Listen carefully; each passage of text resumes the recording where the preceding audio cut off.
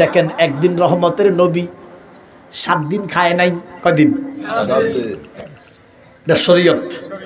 দিনের নবী রহমতুল লিল আলামিন 7 দিনের অনাহারি, পেটের মধ্যে ফাতর বাঁধছে, উম্মতের শিখাইতেছে আর কি।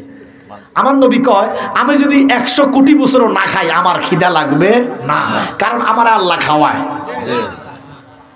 আমার আল্লাহ খাওয়ায়।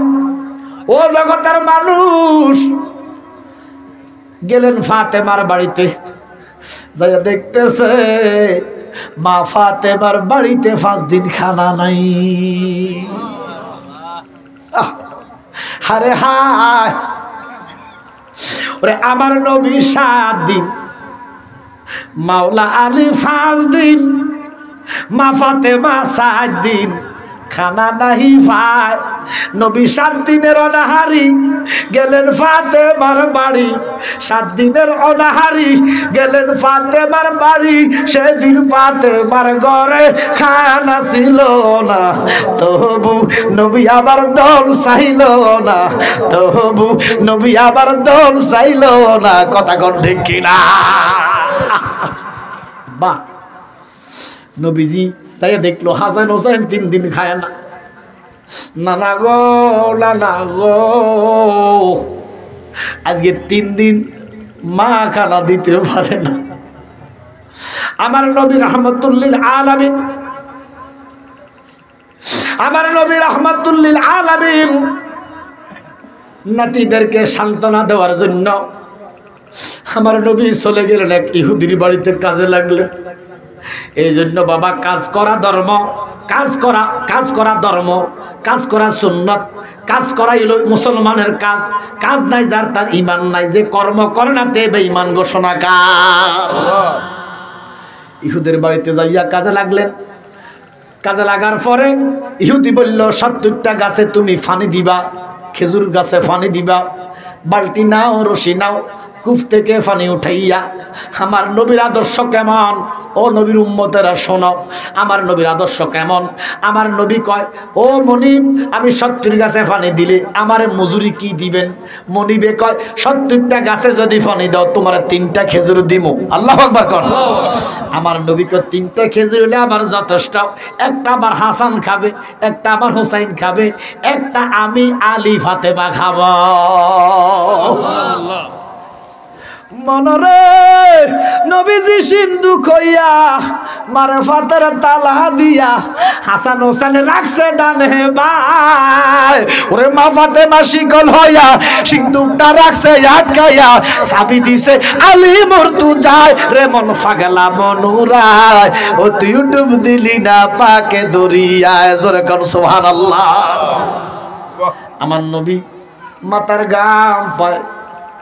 নবীজি সারাদিন কষ্ট করতেছে, হাতের মধ্যে ঠোসা হইয়া গেছে। শরীয়ত মুহাম্মদ বালতি টাইন না 100 হাত 200 হাত দিছে পানি।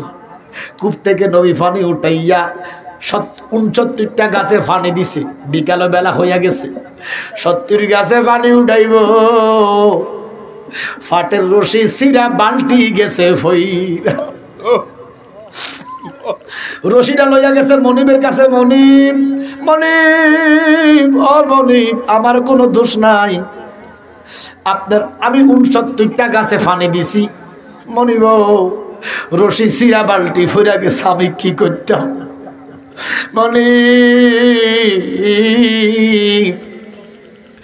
100 হাত নিচে বালতি চলে গেছে, এখন বালতিতে উঠাইতে পারি না। এ রশি নেন, একটা গাছে পানি দিতে পারি নাই, অন্তত 2টা খেজুর দেন।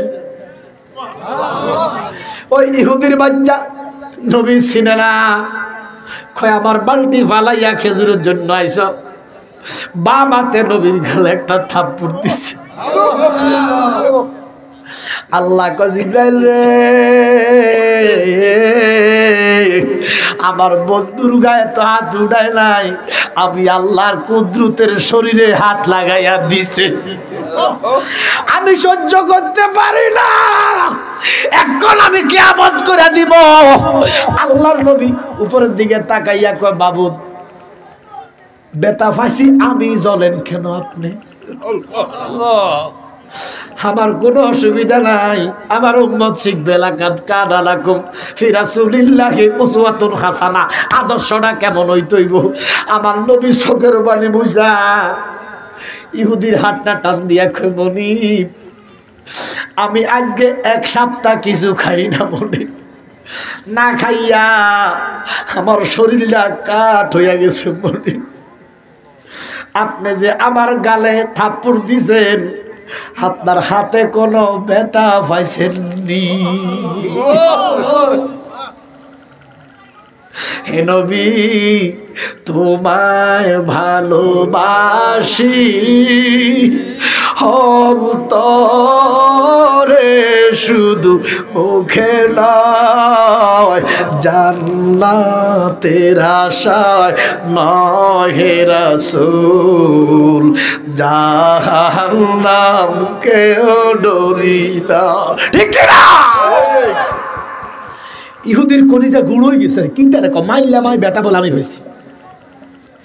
আমার নবী রাহমাতুল্লিল আলামিন। আর আমরা যদি আমাদের গায়ে থাপ্পড় দেয়, নেতাও তো মানতাম না।